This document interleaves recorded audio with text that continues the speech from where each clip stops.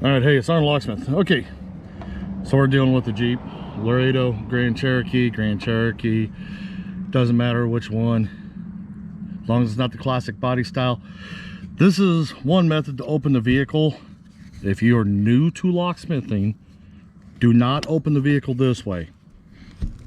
And the reason why is they are fragile with the linkages on these. But if you're someone that's been doing this a while or want to know a backup, this is a way to do it. Go and put your tool in almost straight with your handle. We're going to use a vertical linkage tool.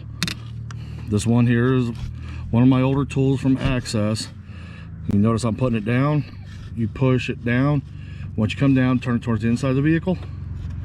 You'll come down, just move the tool, and when you move it, you'll feel like it's rubbing on something. That's the cloth. Don't push on that one. Go to the one right below it, and that's one you need to go to. Once you do that, it'll go forward and you're good to go. But like I said, this is just a backup way to do it. Hey, thanks again for watching Arnold Locksmith, and you'll see the video from the inside next.